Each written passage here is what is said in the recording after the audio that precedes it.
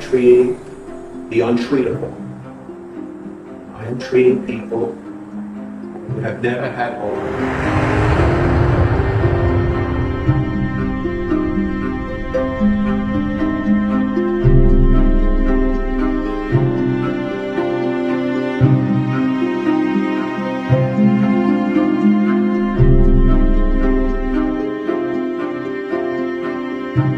حاليا الآن أنا بس بشوف عبارة عن ضوء وكتل بس.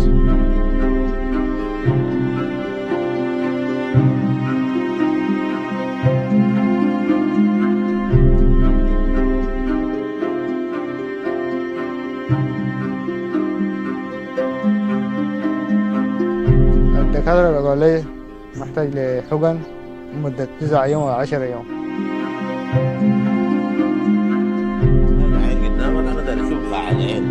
نحن نفتكر يا محمد انه الحقن الكثيره اللي اتعملت ممكن تكون هي تسببت في ضرر.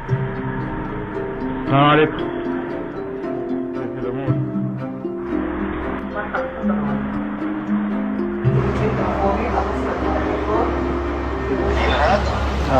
عبارة عن أدوية درة للدم تخلي أكبر كمية من الدم تصل للشبكية وتصل للعصب البصري وتغذيه.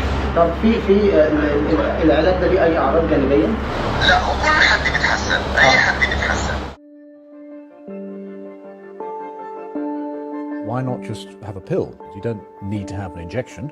The second thing that worries me a little bit is that there's no real evidence that vitamins will be of any benefit.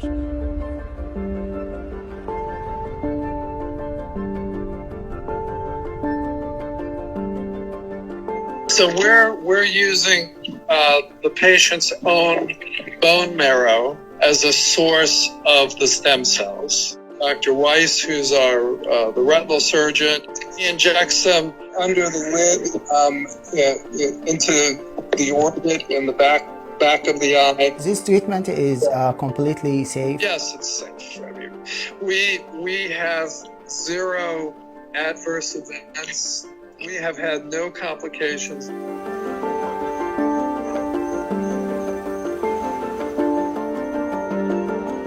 لما فتحت عيوني لقيت إني مش عمالي بشوف أي حاجة بعيني الشمال. He's using his position as a doctor, his position of authority, to talk about science in a way that patient can't understand. This is not a valid clinical trial. This is a very worrying treatment that's potentially damaging for the patients. القمر من قلبي بالأنفاس لأنفاسك قمر الجو سكر من ريك عطار خمار بين الزهور أنا وإنت الليل والقمر وين يا جميل يوم كنا